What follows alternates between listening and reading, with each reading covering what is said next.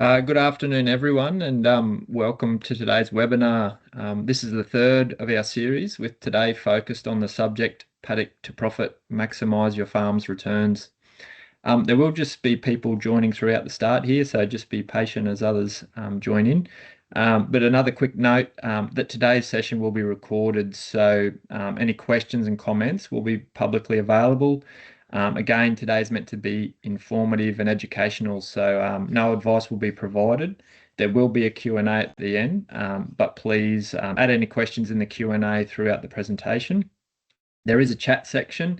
If you do happen to place questions here, we may not see them, but we'll try to our best to keep an eye on this.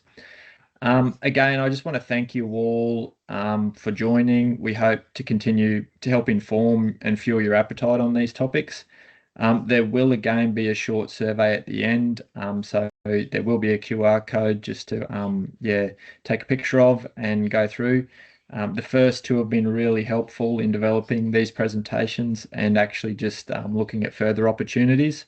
If there is a focus area you'd like further information on, please let us know via the survey, and John and I are also happy to chat direct. So regarding today, I'd like to myself set the scene by introducing the importance of investment. I'll then hand over to our economist, John Gillespie, to take you through a recap of the last webinar, and then develop some further concepts on maximising your farm's returns. So our intent again is to stay high level and pending feedback, just develop some specialised content for future webinars or events. So just be aware of that. Quick intro, again with QRIDA. You might not know we're a statutory authority. We provide specialty services predominantly to the Queensland Government. Many of you are aware of the concessional lending and disaster support we provide, and that's across Queensland through our 11 regional area managers.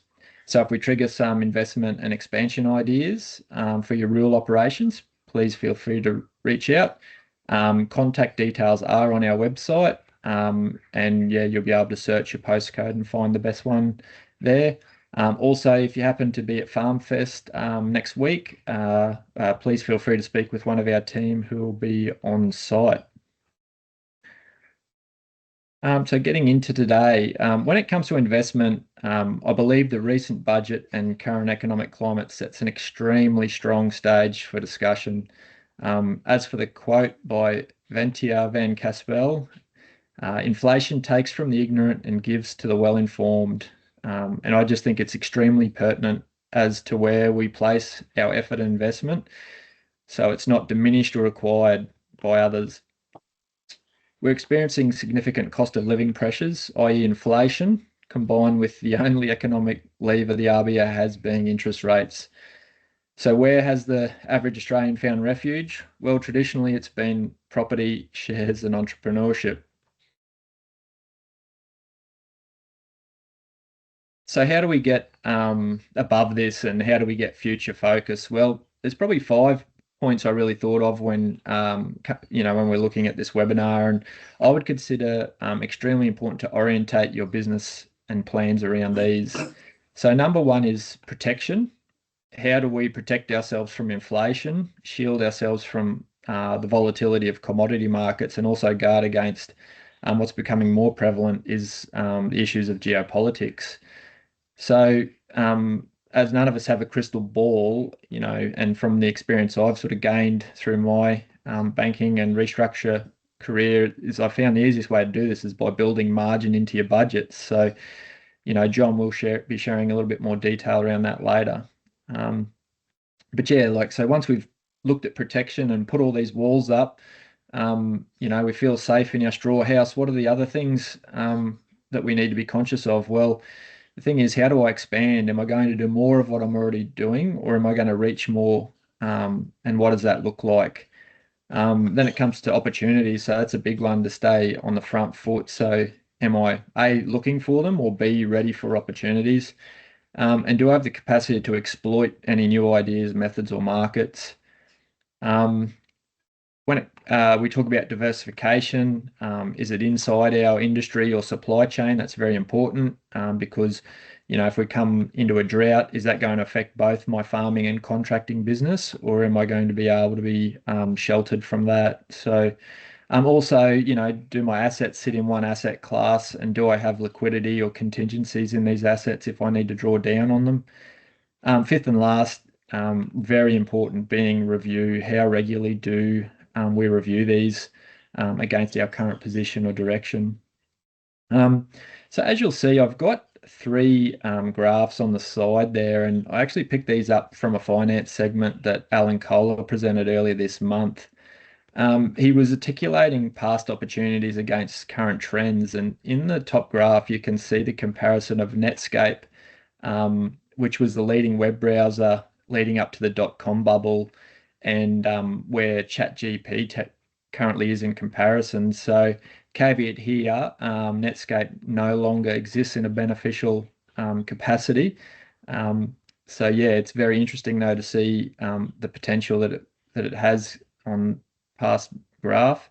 But also the bottom graph shows the sizable investment of some of the largest S&P companies that they're making into AI. So, take special notice of the last 2 years where, 1.2 trillion, they've spent that, which is significantly more than the past sort of 8 years almost combined. So, yeah, and then finally, if you look at the center graph, he just compared the last two secular bull markets on the S&P with present day. So really, here it suggests there could be additional upside in the market. And note, this isn't the ASX 200. This is the S&P.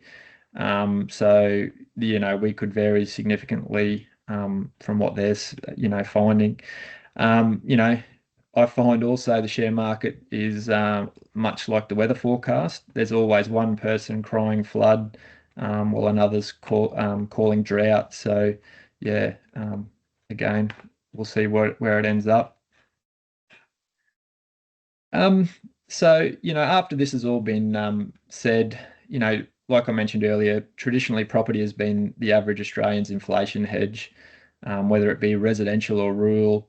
The Bendigo Bank just produced the Australian Farmland Values Report, which showed, refining to Queensland, real property prices, they rose from approximately $1,500 a hectare to over $10,000 a hectare in 30 years. So, that's significant appreciation or, the counter of inflation. Also, the reality can be seen, in the second graph there with the devaluation of the Australian dollar, which this is a pretty long period. It's lost 98% of its value since 1923. So this would suggest that, say, $100 in 1923 is equivalent to about just over $5,000 in today's value. So that assumes that the average inflation rate was 3.9% for the period. So this means that today's prices are 51.29 times higher, or 5,028% higher than in 1923. So that's what inflation does. And so, as I hand over to John Gillespie, I thought it only fitting to get a quote from another famous John, and who else but the most famous cowboy of them all, John Wayne. So remember, the government has no wealth, and when a politician promises to give you something for nothing, he must first confiscate that wealth from you, either by direct taxes or by the cruelly indirect tax of inflation. So I don't say this to be political, but to remind people where wealth is created, and how it escapes if you don't pay attention. So without further ado, John, I'll hand over to you. Thanks for that, and welcome everybody. And for Dan's great words there on some of the things that we've got to deal with. So I'll just do a bit of a recap on the program that we've done in the past. The first one was around measurement and looking at what we needed to measure to make sure as a business we were able to record, report, and look at whether our business is performing as well as we would hope. The next one, we looked at remembering that once we did the measurement stuff, then there was always, well, how costs are really important. Remembering that as most farmers and primary producers, we're effectively cost takers. We can't dictate the value that we sell our product for, which means the only way we can make more money is either sell more of it or reduce the cost of the product that we do. So that's sort of, we looked at cost at the cost of doing business. So once we look at that, we said, okay, well, if we've had a look at the measurement side of it, now we looked at the cost side of it, how to improve that. The session today is, well, we've got so much money to spend. How are we going to spend that in a way that maximizes the potential for earning more money from our dollar? So there's a number of ways to do that. And effectively, we're going to look here through a number of spreadsheets, which allow us to say, okay, well, what can we do to ensure that we make money? So the first and foremost is around budgets. Budgets are critical to the way we do things. And if we don't measure and project and plan for the future in terms of our finances, it becomes really hard to ensure that we are meeting the needs and maximising our opportunities. So the tools that we have available to us as far as looking at the value that we invest and what potential we have to extract money from that. I've got here a number of spreadsheets which I've used in the past successfully and which I surely encourage you to at least look at. The unfortunate part about it is, whilst the tools that I have available to me are in spreadsheets, I won't be able to demonstrate them to you today because we don't have that opportunity. I can't go live on the spreadsheets. If you have an interest, well, maybe we can talk about that and running a session on the specifics of particular tools that we have available to us. So obviously the first one is net present value. So what that basically says, it's the value you've got today, what's it worth in 10 years' time? So if we invest $1 million on irrigation systems or new property, what value am I going to get out of that in returns over 10 years? The internal rate of return is very similar to that, but what it does, it looks at the interest rate that's required to pay that. Dan talked about diversification and making change to investment. So we'd go look at partial budgets, and partial budgets are designed to allow you to say, okay, well, I'm going to get out of this industry. For example, you might want to hop out of cane and go into tree crops, so you want to hop out of cane, go into cattle, you want to hop out of cattle into sheep. So it gives you an opportunity to actually look at the actual cost benefit that comes from making that change. One of the most powerful tools that I've used in the past is what I call profit maximisation. It's a fairly complex Excel program, but it is very, very powerful to determine just exactly where you're going to get your most bang for your buck. A little bit around time series productivity, but I've also got a tool in there which isn't included, and that's around decision trees and how we can look at the options that we have that we're going to maximise the amount of money that we're going to make. So with that, the smarter spending, as I said before, we looked at our current resources, the capacity and capability gaps, identifying strategic development priorities and where we're going to maximise our money. What are the cost benefits that we're going to get out of our prioritisation process? Looking at how we're going to develop a program which will enable us to maximise those dollars, and the implementation of that. Actually, once we've got the numbers, and remembering that a desktop analysis allows us to do this quite comfortably at home in front of our computer, or if you're still a bit old school, a pad, pencil and paper, and just scribble down some ideas and look at some costs and look at some direction. The really important part that you need to recognise is planning. So you have to have this whole process in place so that you can actually plan and implement it over time. And it all comes down to how do we improve that through continuous improvement. So when we look at investment analysis, there are many ways we can analyse our business as far as performance is concerned. We need to assess our future return based on the investment we have at hand at the moment. We need to look at the rate of return we're going to get on that investment. Again, partial budgets, profit maximisation and productivity analysis, and we've already mentioned those. So we need to look at calculating our return on our investment. So there's two components here. One is the net present value. So basically what net present value says, the dollar we hold in our hand right now is worth more to us than a dollar in 10 years' time. And now Dan just showed you that the shift in the value over time. So what we want to do is work out how much our dollar was worth now. So basically, if we went out and bought ourselves an ice cream, we would if you feel like an ice cream now, we'll go and buy it. There's not much point in hanging around waiting sort of 10 hours for an ice cream if you move from being hot and bothered to suddenly sitting in front of the TV with a cool drink. So it's the investment that you have right now.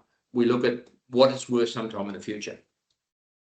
This is generally used for looking at large-scale capital investments such as the establishment of an irrigation system, property purchase, a large expenditure in, say, some equipment that you've got. So you're looking at a reasonably large value of the investment. It can include some of the costs and benefits which aren't necessarily directly related to yourself or to the business.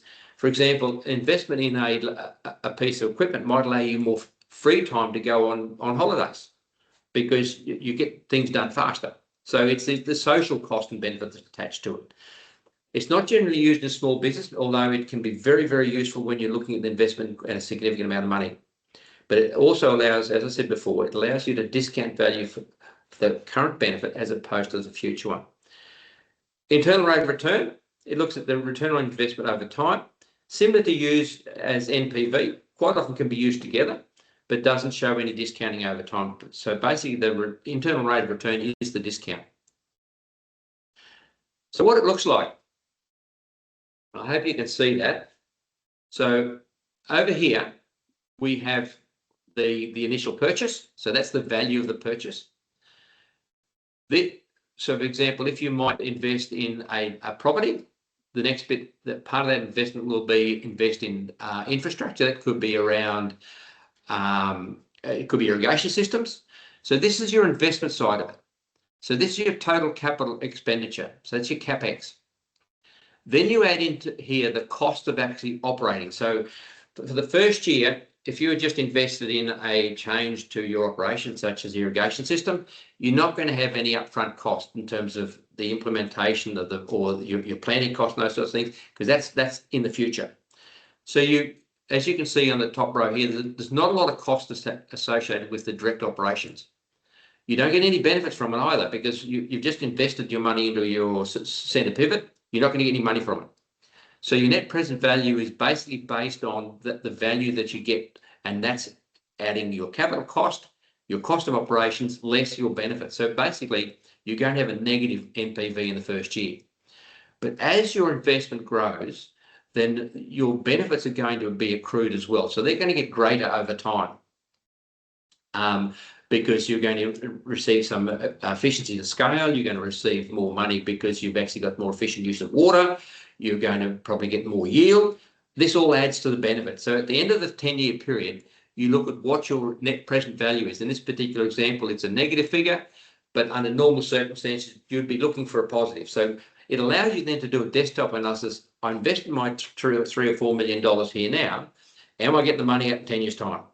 So it gives you a real good opportunity to say, am I going to be making a good decision? And it gives you the options. It allows you to analyse it before you get started. So that's NPV. IRR is very similar to NPV. Again, I'd be great if I could show you some examples, but we can look at that sometime in the future if you have an interest. So this one here is about partial budgets. Now, partial budgets are really good if what you want to do is you say, okay, well, I'm going to shift out of, a good example is if I'm shifting out of cattle and I've got an opportunity to go into a tree crop. Cattle, I know cattle's pretty good at the moment, but say for argument's sake, the cattle prices crash. So you say, what are my options? So with partial budgets, it looks at the complete change of your operation and identifies all of your capital and operating costs and revenues. And hopefully at the end of the day, it'll give you a positive. It can be used when you're looking at upgrading your equipment. So you're installing new equipment and selling new equipment. So you made some changes. It's a very, very useful tool to achieve those sorts of change. Again, looking at a desktop analysis, making the decisions before you actually spend your hard-earned cash. So what it'll look like here is, if you see up the top here, so this is the additional cost. So this example is a person's decided they're going to get out of whatever they're doing and they're going to go into cattle. So the first thing they do is they're going to buy some cattle. So there's $1 million worth of money going into the cattle game. You're going to buy some cattle handling equipment. That's $100,000. So you might have some skill development that goes with it. That's 10 grand. And you've got some vet health. So that's $45,000. So the total cost, or the total additional cost that you're going to accrue is 1.15 million. So you're going to get additional returns. So the additional return is you're going to sell some of your cropping equipment. So there's $180,000. And you're proposing to get some cattle sales. So there's $890,000. So they're your additional cost, additional returns. Down the bottom, reduced returns. So basically you've foregone all of your cropping sales. So that's the reduction. So effectively you lost $500,000 in crop sales. And you've reduced your cost. So you've reduced the cost of actually putting your crop in the ground. So that's your reduction. You've also, in this example here, you've reduced the cost of freighting your grain from point A to point B. So when that all adds up, you hopefully down here, net change in your income should be a positive. If it's not, well, don't invest. But it allows you then to do some manipulations and changing some things around. So is it worth it and can I do it? This is a very, very useful tool to enable a business to make a decision without investing. Like I just said there, $1.15 million. You can say, okay, is it worthwhile for me to make that investment? That you can make some change to it. This is just a sort of a back of the envelope type calculation, which allows you to make better informed decisions. Once you've done that, I always suggest that you run your partial budget through some form of annual cash flow budget to see what changes is actually going to happen to your business. A little bit like using your NPV with your investment. It's looking at change to say, I've got this here. What's the impact upon my cash flow by making those changes? Because you've just invested a lot of money, you've got more wages or less wages, so you've actually made some change. So at the end of the day, you would like to see some positive. I would really suggest that you do your cash flow budget. I can't emphasize that enough, because that allows you to compare basically what you plan to achieve and what you can actually achieve via your budget to actuals. And it's a great way to actually establish the long-term viability of your business. Profit maximisation. This one here is a very, very useful tool, because what it does, and I used to use it a lot when I used to do a bit of work around Armidale, and a lot of people had mixed enterprises.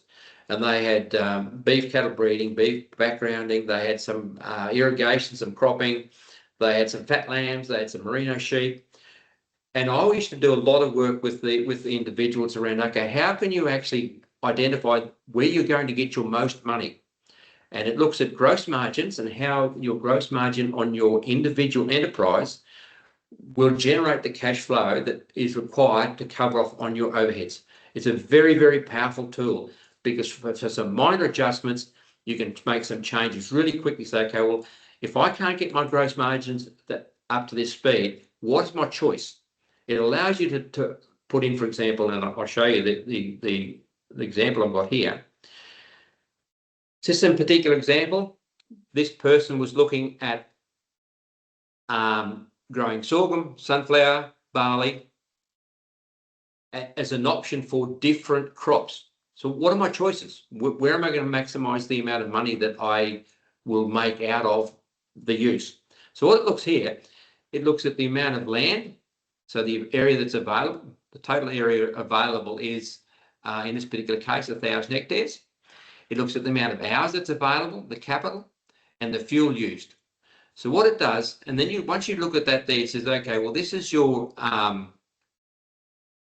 mixes here, hectares, but what it does, it grabs the information that you have available to you and says, okay, well, your profit margins based upon here makes the choice that suggests that you don't worry about the barley, you put in 250 hectares of wheat, 350 hectares of sunflower, and 400 hectares of sorghum. And that's this total down here is where the most amount of money that you're able to generate from that 1,000 hectares.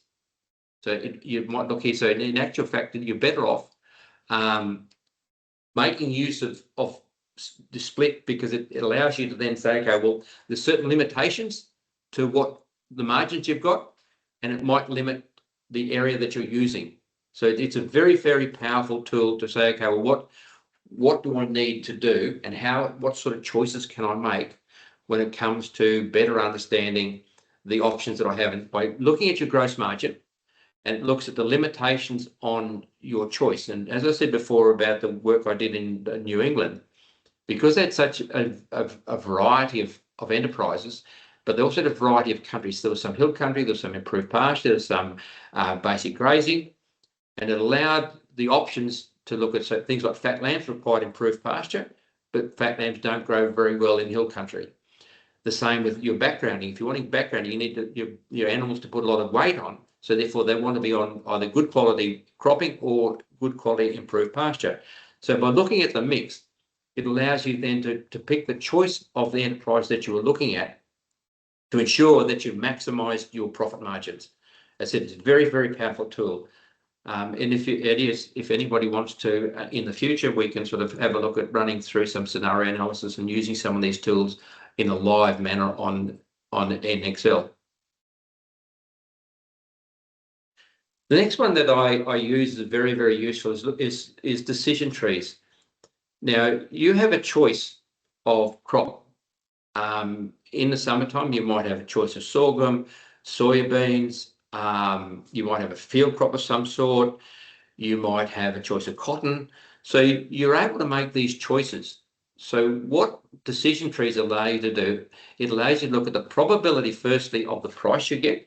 And it can say, okay, well, the probability that I'm going to get for cotton might range from $700 a bale down to $350 a bale.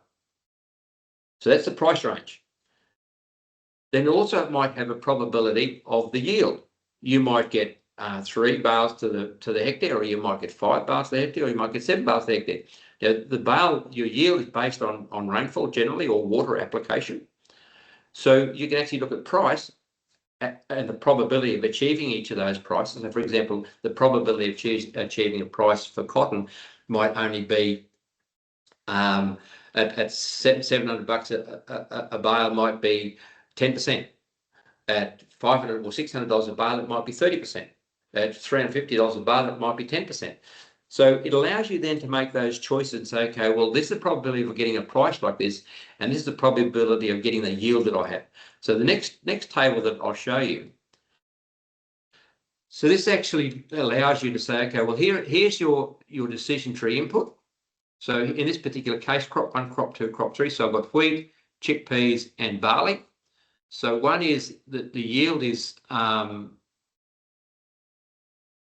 price for the cost per hectare and the risk weighting, and these are the probabilities. So these are the varying yields that you can have, because of 1.3 to 2.5, and again you use that for all of your 3 crops to say, okay, this is the probability of that occurring.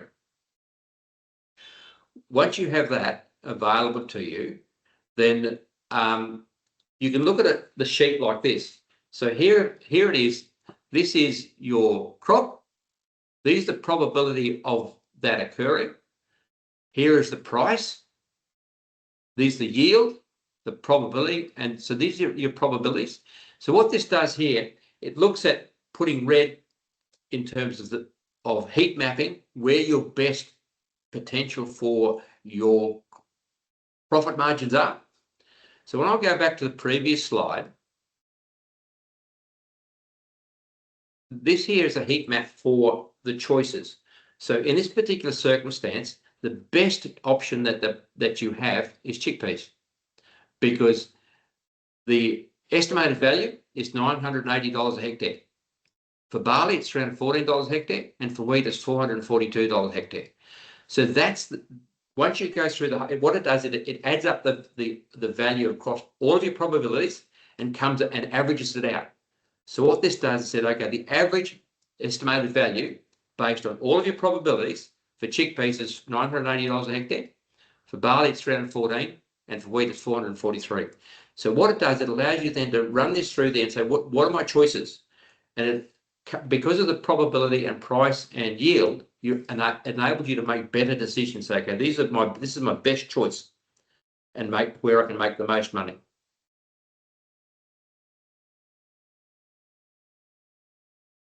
Productivity improvement, again, your investment around, I'm going to be spending some money on investment and to improve some performance.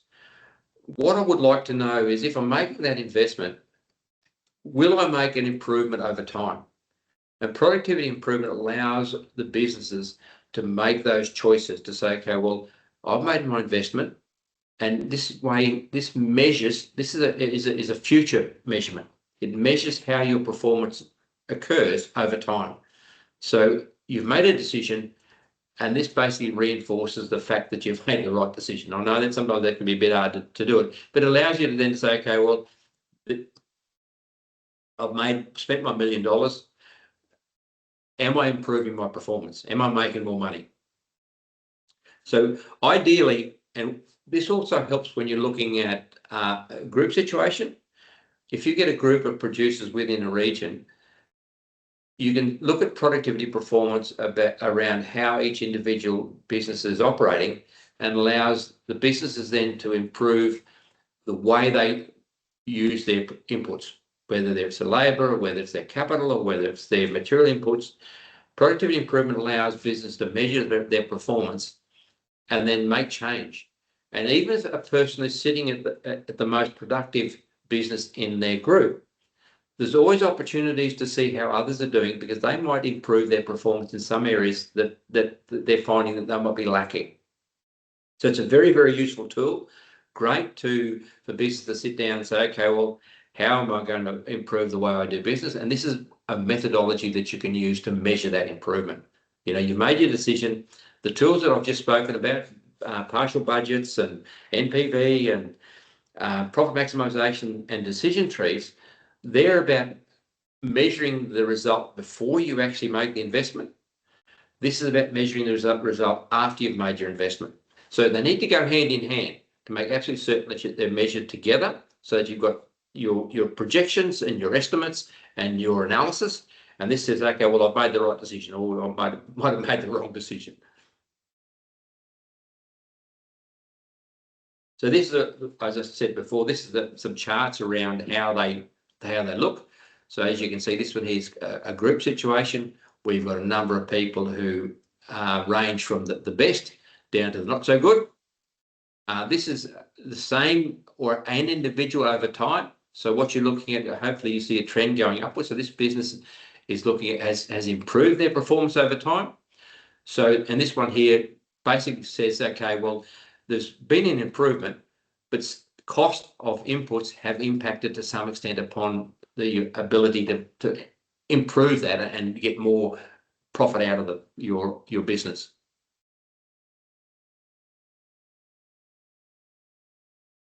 The one here, as I said before, right at the beginning, budget is really, really important. So how you look at your budget and use your budgets to maximize your performance is really, really, really critical. So when you're starting to develop your budget, there's a lot of budget spreadsheets out there. I always suggest that you include a comprehensive direct cost and comprehensive analysis. So split your revenues in each of your enterprises out within your budget sheet.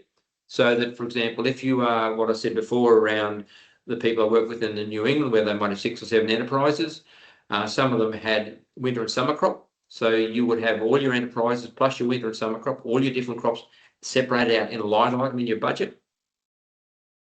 And then also separate out your input cost related to that particular enterprise. For example, you would allocate so much fertilizer to a wheat crop, and so much fertilizer to a sorghum crop, so much fertilizer to a cotton crop. So you make sure that your input costs are aligned directly to the enterprise that you're operating. So you're able to manage and monitor your margins much better. It goes back to that early on when I said about profit maximisation. Your gross profit and your gross margin is critical to ensure that your profit maximisation tool works effectively and you get the most benefit from it.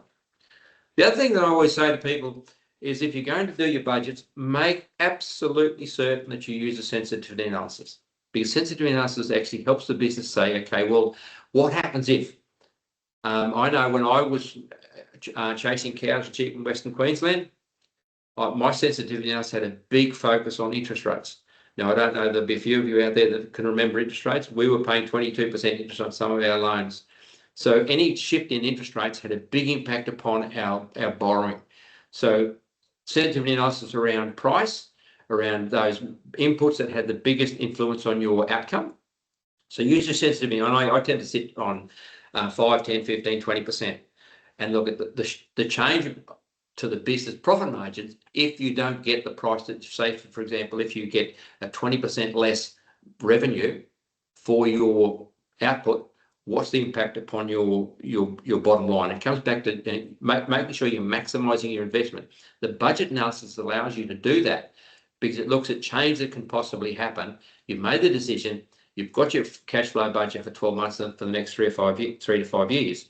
It actually makes you look at how you are able to make sure that you are making a profit at the end of the day. You can use your partial budgets and your NPVs to actually reinforce some of this and give you some, I suppose, strength of justification for doing some of the things you want to do. I always say when you're doing budgets, 3 years is a good one. Can do 5, but once you're getting up to 5, you start into crystal ball gaze, and you sort of you're out there. You're a bit like an economist there. You start thinking, well, what do I really know? But yeah, they're very, very powerful to ensure that you are looking at managing and monitoring the way you do business. So just to give you an idea, this is a sensitivity part of the table which I've created. So as you can see, 15% change in expenses. You have changes in revenue, so it allows you then to monitor any potential differences. So as you can see in some cases here, if there is some significant changes in 20% negative revenue, you're actually falling into negative territory on your cash flow. So that gives you an idea of when you're making an investment, are you making the right investment and what's the risk associated with the business if you do make it? When you set up your budgets, that's what I said before, always make sure that you break your budgets up into income across all your enterprises. And again, do your cost of goods sold or your direct costs and break them up again so that you're able to allocate a cost directly to a particular enterprise. And that allows you to improve your understanding of your gross margins. Goes back to your profit maximisation tool. Again, your overheads or your fixed costs. Basically, when you start looking at your profit maximisation, the idea is that you have a certain level of overheads, which you've got to cover. Profit maximisation allows you to look at the enterprise or the options that you have available to you to cover these costs plus make money. And that's why those particular tools are so useful, because you can do it at desktop. You can just hop on your computer at home. You can set your tools up. And then you can run some scenario analysis. What happens if? What happens if that happens? What happens if this happens?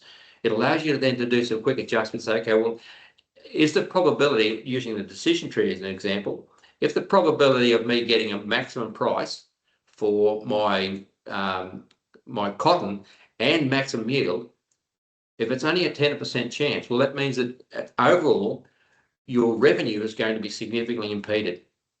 Comes back to that, your budget analysis is going to be reflected in your bottom line. So when you do these tools that I've spoken about, enable you to actually make those decisions and start working your way through this before you put that hard-earned cash into that investment. As I said, direct cost of goods sold, fuel for operations.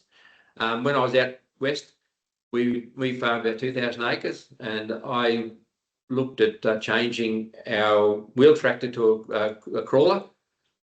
And because I was looking at fuel use, and we actually reduced our fuel use per area covered by about 20% because of the improved efficiency of the crawler. And the only way I knew that was because I monitored every gallon or every litre of fuel that went into the operation. So for every time we did a complete pass, I knew exactly how much fuel was used per hectare. So these are the sorts of things that you monitor and make sure that you cover, so that you can actually ensure that, yes, my gross margin is accurate. I know exactly how much it cost me to produce a tonne of wheat or a hectare of wheat or a kilo of beef or a kilo of wool.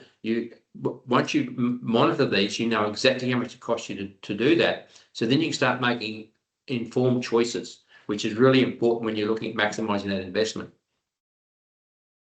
Again, this looks at some of the cropping schedule. It looks at when you're going to get the money. It looks at the yield, potential yields. This is a lettuce one. So it gives you an idea of just exactly what your margins are going. This is your net return. So once you go your net return, you can give you an idea of the net return per hectare, net return per lettuce, all those sorts of things that enable you to ensure that you are better informed of what it costs you so that you can monitor and manage and measure your return on your investment. Stock, very similar.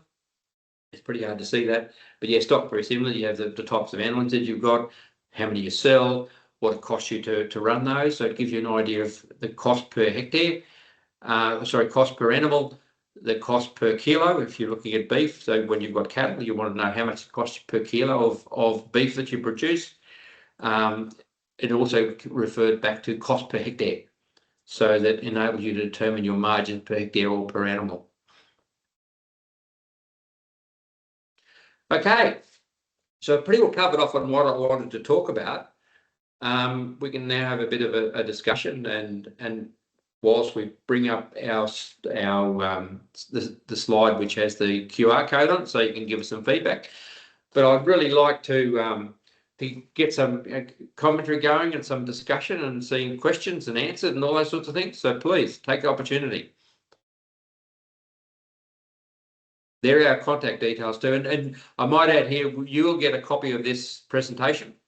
So please, you'll also get a copy of the slide pack as well as the recording. So yes, our contact details are there. So here's the QR code. So please take an opportunity to do it and give some feedback. And as Dan said, it's really important getting feedback from you as to what you feel about the information we provide, what other topics you would like to discuss, how you would like them to be presented. And certainly, as I said before, if you have an interest in me running through some live slides on Excel, please let us know, and I can organise, Dan and I can organise a session, sort of a half hour, an hour, and I can just run through some of the tools that I use. And it's much better to see them actually operating than me sitting here and talk, because you can make some changes and show different scenarios and how that would work. So yes, John, please. Just opening question. Where have you sort of developed most of your tools? Is it just in Excel using Solver, or what sort of platforms do you use to create tools? So Excel is probably the most powerful tool that I have ever had anything to do with, mainly because it's the versatility. A lot of your financial software allows you to export into Excel. The profit maximisation, the productivity one is a dedicated software package which is specifically targeted for doing some efficiency and productivity analysis. However, you can do it in Excel.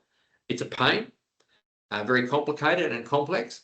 But the reason I like Excel is because of its versatility, and you can grab numbers from anywhere. You can export just about every software package that I know enables you to export your data into an Excel spreadsheet, and then you can just chop and change your numbers. So you can pull information out, cut rows, cut columns, and make a real change. To give you an example, I was doing some work a number of years ago, or a few years ago, with a company, and it had 97 columns of data and nearly about 30,000 rows. I only needed four of those columns. So I exported all the information into Excel and just sliced and diced the data to get the information that I needed to be able to do some analysis on productivity and performance. So yeah, there's a number of Excel is a very useful tool because of its versatility. Just with the development of your tools, John, how did you develop yours over the years? Where did you get the information from, or how did you sort of go about that? I started out I think I got my first computer in 1984, and the reason I got it was because I needed it for productivity and improvement in our livestock genetics. But at the time, it cost me $6,000 in 1984 to buy a computer, and I used it, and I had to make sure that rather than just a cash book, I used it to improve. So I sat down and learned a lot about how to insert formulas into spreadsheets, how to develop the tools that I needed. And they basically came up, I start with, well, what do I need out of this particular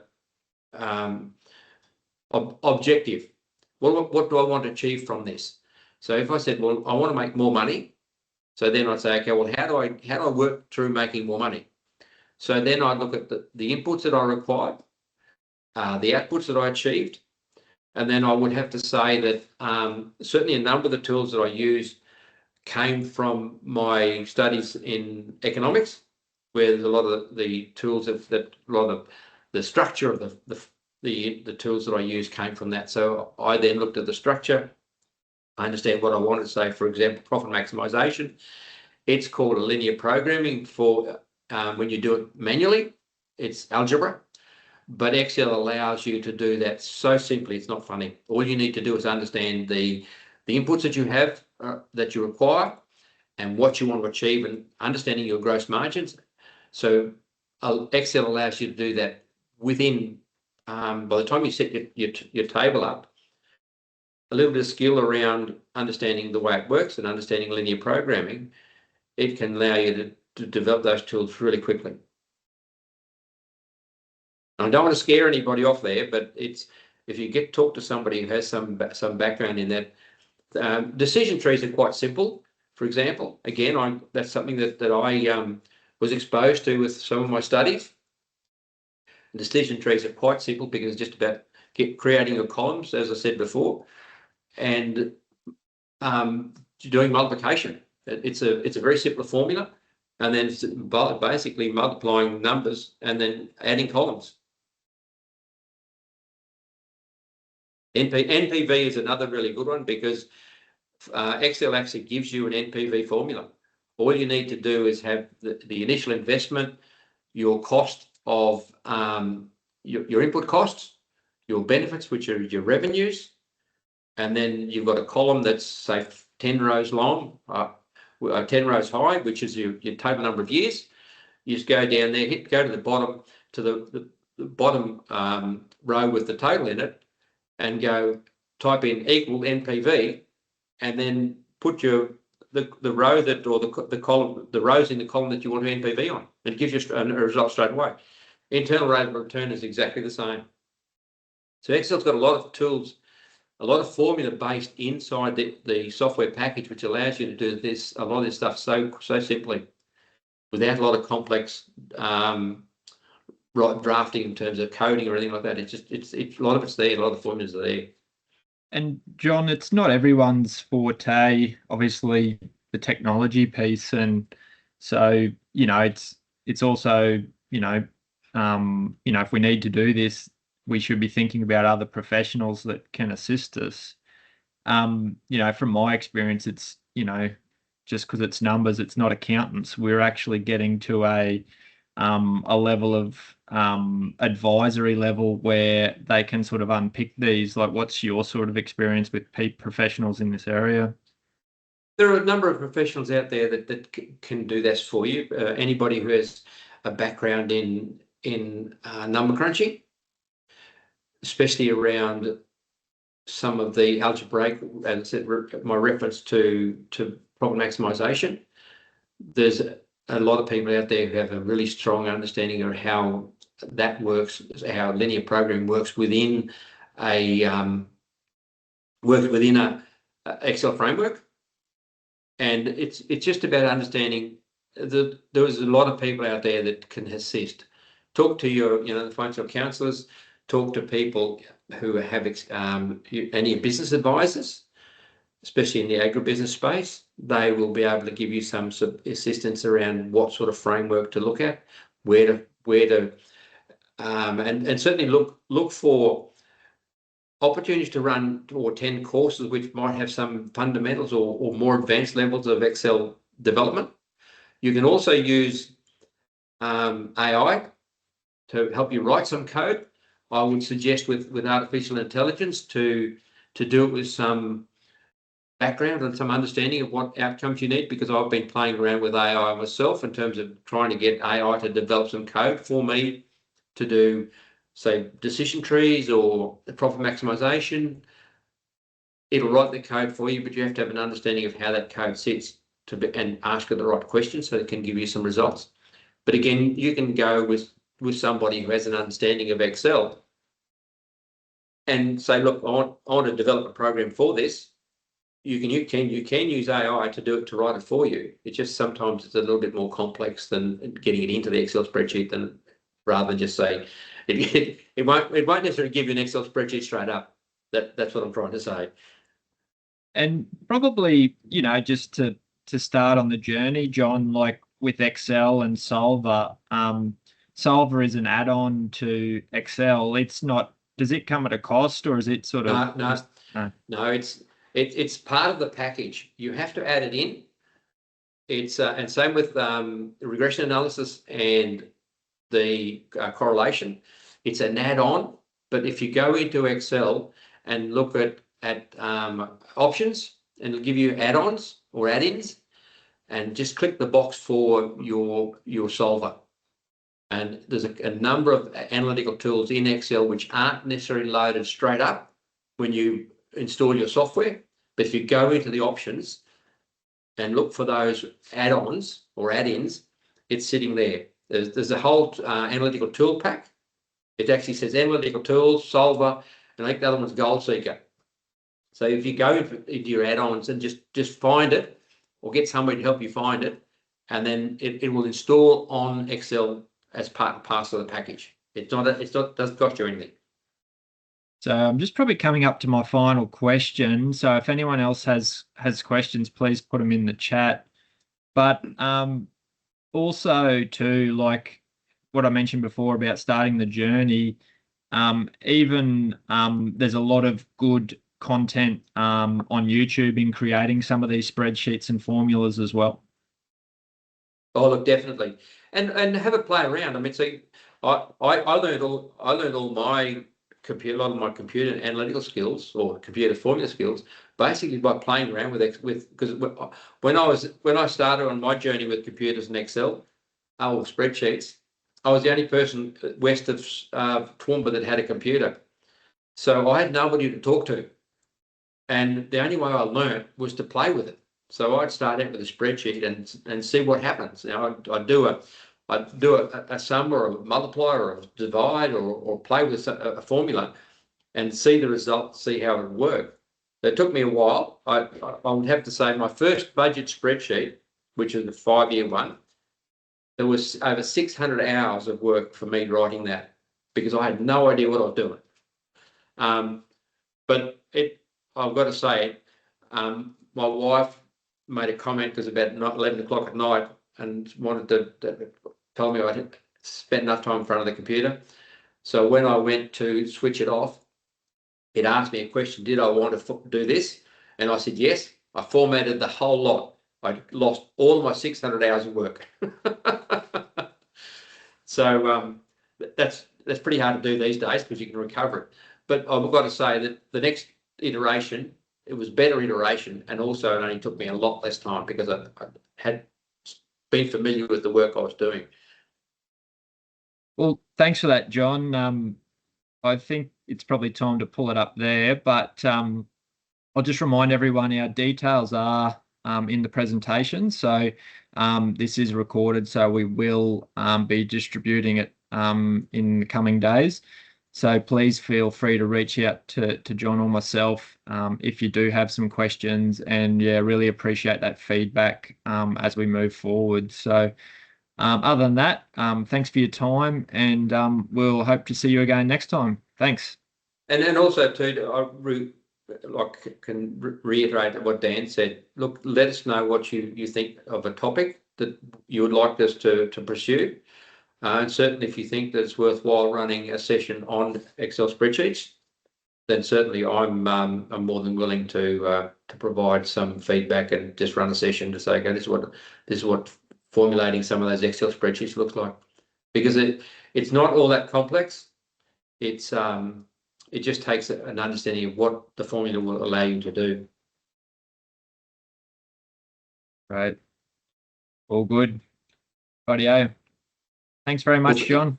Well, thanks, Dan. Thanks to everybody for participating, and I hope that it was some benefit to people and that you got something out of it, because